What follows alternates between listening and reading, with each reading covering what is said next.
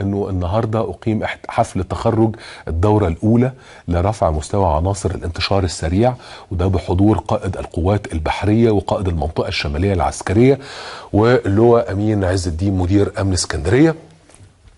الراجل ده محترم بالمناسبة، واللي ظهر في مدى الكفاءة التدريبية واللي وصلت إليها عناصر الانتشار السريع، ومنها عمليات تأمين ركاب الشخصيات الهامة وتأمين ركاب الشخصيات الهامة والمنشآت الهامة والحيوية، واقتحام البؤر الإجرامية والإرهابية، ومواجهة أعمال العنف المسلح.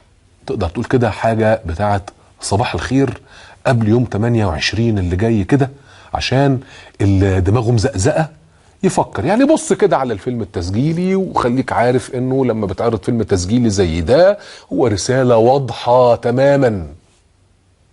اللي عاوز يجرب يقرب. اللهم اني قد بلغت، اللهم فاشهد.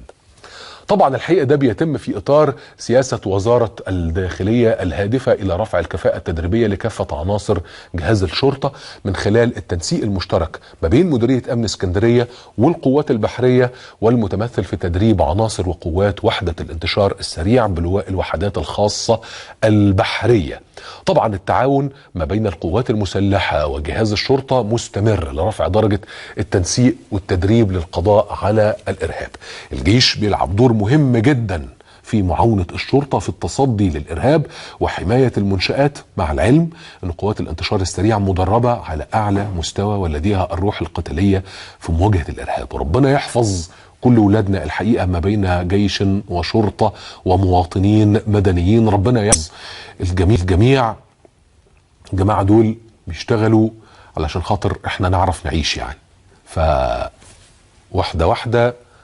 وتاني يوم 28 اللي عاوز يجرب يقرب.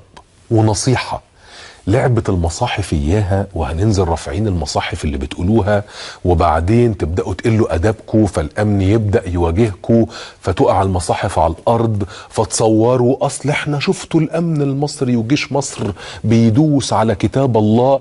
يعني التمثيلية اللي انتوا هتعملوها خايبة وتافهة ومهروشة.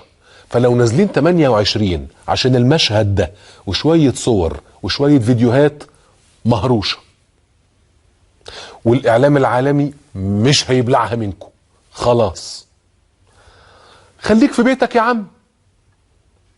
اقعد مع مراتك وعيالك واخواتك واصحابك وكلك اكل شوربة عدس والشتاء داخل اهو، واتفرج على التلفزيون.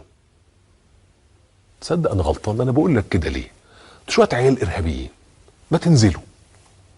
والله بجد التمثيلية مشهورة ومعروفة. نزلوا والله، ده انتوا بتخدمونا. خلينا نخلص. يلا بقى اتكلوا على الله. لا بس انتوا لا، فاصل ونكمل الكلام.